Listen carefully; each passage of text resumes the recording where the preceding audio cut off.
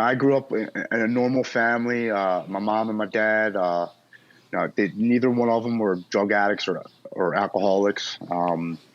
My father was a police officer for 36 years, so he was, pretty straight and narrow guy. My mom was a vice president of a company, so she worked all the time, went to college, and it was a pretty normal family. My dad did leave when I was only 7 years old, so I grew up basically just with my mom and my brother, um, and that did have a major impact on me in my life. And I didn't start doing drugs or alcohol until I got into high school. And the first time I drank was in ninth grade. We had a party, and I got really drunk, and I mean, I was so sick the next day, and I didn't touch alcohol again until my senior year of high school. So from ninth grade all the way to 12th grade, I didn't drink. But for some reason in my senior year, I picked up drugs, I picked up alcohol, and I went to the races. I mean, I was drinking every single weekend, and then sometimes it led to drinking before school, sometimes after school, and definitely all weekend long. I found myself at the end of my senior year, I didn't have good enough grades to go to college, and a lot of my friends had gotten into heroin, and I never touched it. I never did it, and I really wasn't wanting to go down that road, so I decided to join the Marine Corps. So I went into the military right out of high school, and Mm. joining the military, already being a drinker, that amplified by 10, because once we were done training or we were done doing things that we had to do in the Marines, as soon as we got off at 4 o'clock, we were at the bars, and Yeah. we were stayed to the bar until it closed. And then we would be right back in formation at 3 a.m. that next morning, still drunk, running 3 miles, doing all our calisthenics, doing anything that they asked us to do. But it was an ongoing thing for 2.5 years where we worked out, we ran, we drank. I And think that's what we did the you said entire it was. time I was in the Marines. You said it was like a badge of honor, being able to who could get the most wasted and then get up and still do it all. It was like something to be proud of. Yeah, I mean, and like a lot of our sergeants that were training us, we would see them at the bars. And they were like, just as long as you're in formation at 3 o'clock, we don't give a shit what you do. Just make sure you're there at 3 o'clock in the morning and make sure you're doing what we tell you to do. And it didn't matter. You know, Drinking and being in the military, regardless of the branch, I think it goes hand in hand. Um, at 18, 19, and 20 years old, when you're not really allowed to drink, because in the United States, you have to be 21. Well, if you're in the Marines or Army or whatever, their motto is if you're old enough to take a bullet for the country, you're old enough to have a cold beer. Yeah. So they would give us beer no matter what. We just couldn't stand there and have it in our hand.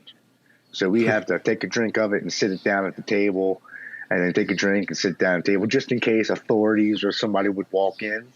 Yeah. But they allowed us to drink. Yeah. So it didn't stop. It wasn't like they were trying to not let us drink. They almost was like, you earned it. You can have a cold beer. And we took advantage of that fully. And so when I got out, I was 20 years old, and it taught me. It really took a toll on me because throughout my drugging and my drinking, I also have bipolar disorder, and I wasn't taking my medicines. And when I got out, I fell into a really deep depression, so bad that at 20 years old, I found myself with my stepfather's gun in my lap, and I was contemplating using it. And luckily, I had a girlfriend that came over and helped me to put that aside. And I thank God I didn't do it then. But I was in that deep of a depression at 20 years old that I wanted to end it, because I got out of the Marines and I drank more than I did in the Marines, and I drank more than I did when I was a senior. And I think that has to do with the trauma that I went through in the Marine Corps, and I didn't know how to deal with it. So my solution was drink, drink, drink, drink.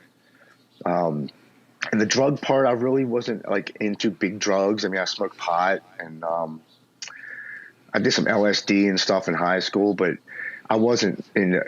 I didn't do heroin and cocaine, nothing like that. I just liked smoking pot and drinking, and so I didn't really think my drug situation was a big deal because smoking pot really wasn't like. I didn't lose jobs over smoking pot, but I lost a shit ton of jobs drinking. So that didn't really bother me. But as I got older and I met my wife, we started dating about a year after I got out of the Marines. And about 2 years after that, we moved in together. And 2 years after that, we had my daughter, my first daughter. And at that time, we had a nice house. I had a job. She had a job. And everything was going good, but I was still drinking at least 4 days a week. And when I'm drinking, it's not like I had 2 or 3 beers. I would have 6 to 12.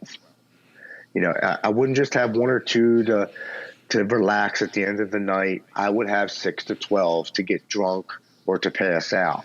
It wasn't a normal drinking experience. And I didn't realize that because a lot of the people that I hung out with drank the same way that I did.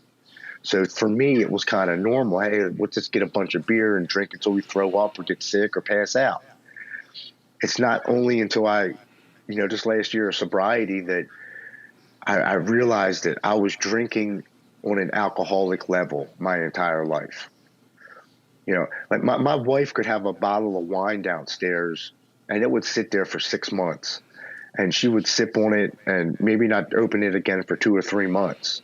That's a normal person. Yeah, and I don't understand that one. No, I never. I was like, you're just going to let it sit there? Like, it's been in the refrigerator for a month and a half. She goes, yeah, I don't want it. That shit would have been gone that night. Like, that bottle was in there. It would have been gone the next day. Like, there's just no doubt about it.